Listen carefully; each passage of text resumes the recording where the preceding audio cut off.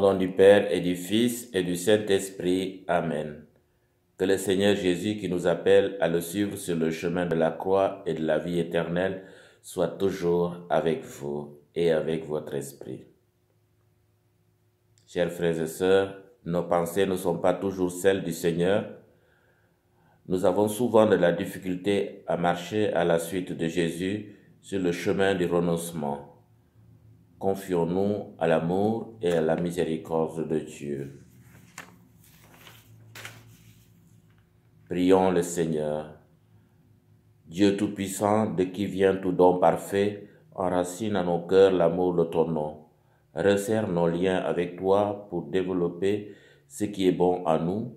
Veille sur nous avec sollicitude pour protéger ce que tu as fait grandir par Jésus-Christ, ton Fils, notre Seigneur et notre Dieu, qui vit et règne avec toi dans l'unité du Saint-Esprit, maintenant et pour les siècles des siècles. Amen.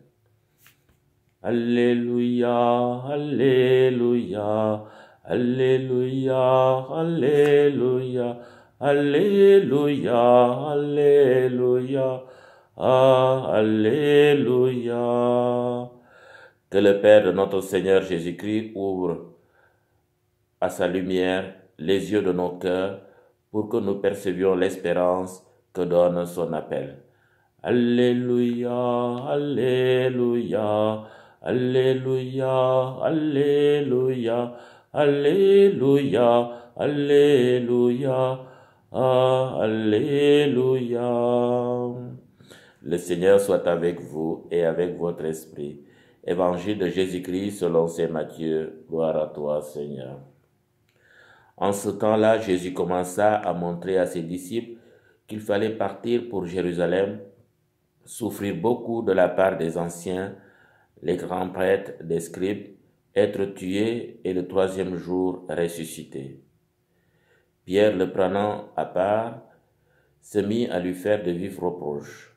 « Dieu t'en garde, Seigneur, cela ne t'arrivera pas. » Mais lui se retourna dit à Pierre, « Passe derrière moi, Satan. Tu es pour moi une occasion de chute.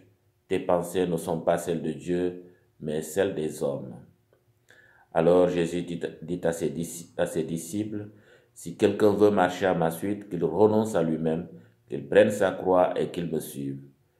Car celui qui veut sauver sa vie la perdra, mais qui perd sa vie à cause de moi la trouvera. Quel avantage en effet un homme aura-t-il à gagner le monde entier si c'est au prix de sa vie? Et que pourra-t-il donner en échange de sa vie? Car le Fils de l'homme s'en va venir avec ses anges à la gloire de son Père, alors il rendra à chacun selon sa conduite. » Acclamons la parole de Dieu. Louange à toi, Seigneur Jésus.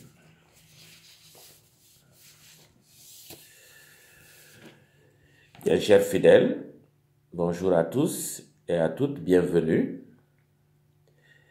À la suite de la profession de foi de Pierre, Jésus profite de cette belle occasion pour continuer son enseignement afin de mieux se faire connaître et d'annoncer les étapes importantes à venir dans cette construction de son Église et du royaume de Dieu.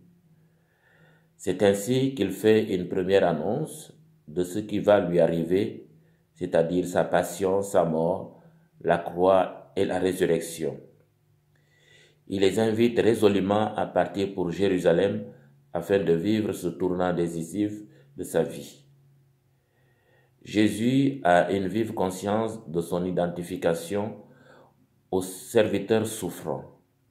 Il doit passer par la mort et la résurrection, surtout par le rejet des siens et du corps religieux de son peuple.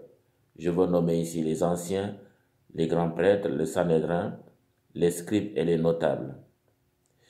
Pierre et le reste de la gang d'apôtres sont sous le choc et sont scandalisés.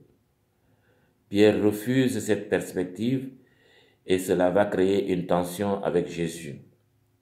Il veut certes la glorification de Jésus, mais sans passer au travers de la défaite et de la douleur.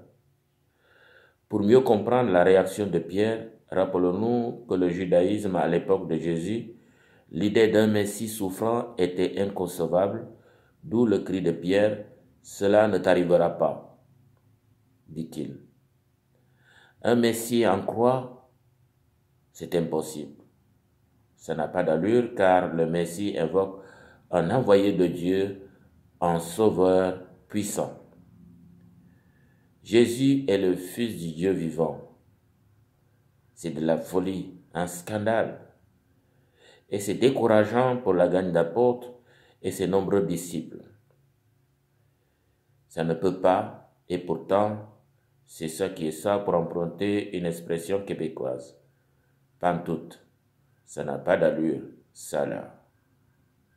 Ça ne peut pas marcher comme ça. Oui, pour Jésus, dans son plan de salut, la passion est nécessaire, car il ne peut y avoir de la victoire sans lutte.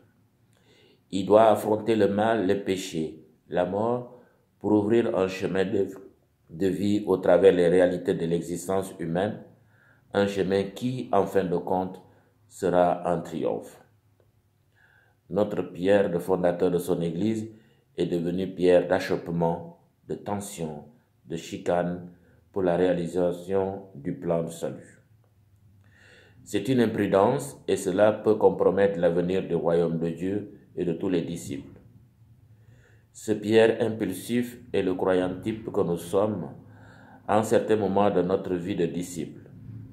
Jésus est contraint de dire des mots sanglants à Pierre et à quiconque irait à l'encontre de la dynamique du mystère pascal de notre Seigneur Jésus-Christ.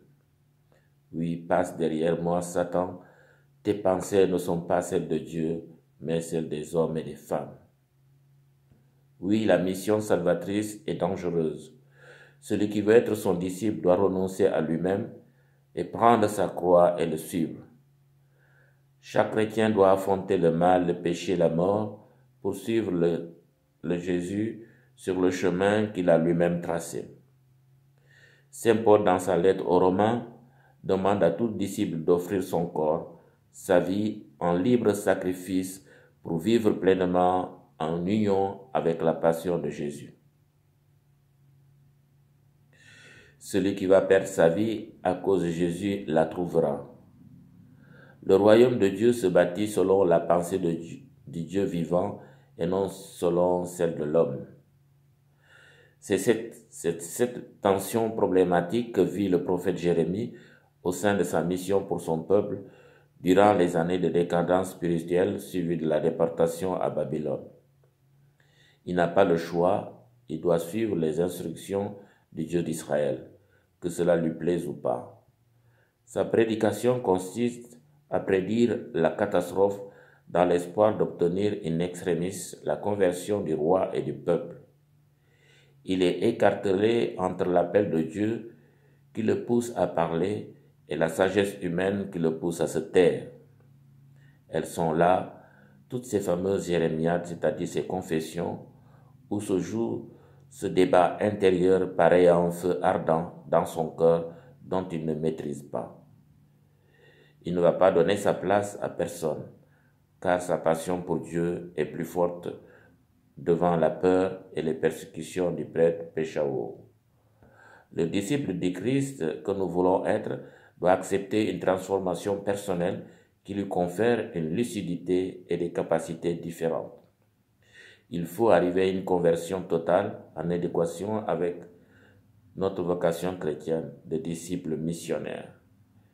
Il faut être à la merci de la tendresse de Dieu, nous dit Saint Paul. Cela ne sera pas facile, car c'est une véritable croix, une croix qui nous conduit au salut. On doit agir et vivre une persona Christi, c'est-à-dire au nom du Christ. La bonne interrogation qui nous revient ce dimanche est celle-ci. Qui donc, Seigneur, pour nous aimer ainsi? Oui, un amour jusqu'à mourir sur une croix. Pour notre salut, il fait jaillir de sa mort notre vie. Soyons ses disciples selon son cœur, c'est-à-dire des gens capables de porter la croix à sa suite. Que Dieu, son Père, avec l'aide du Saint-Esprit, nous accompagne dans ce combat spirituel en vue de notre salut. Bon dimanche et bonne semaine. Portez-vous bien, ça va bien aller. Que Dieu vous bénisse, le Père, le Fils et le Saint-Esprit. Amen.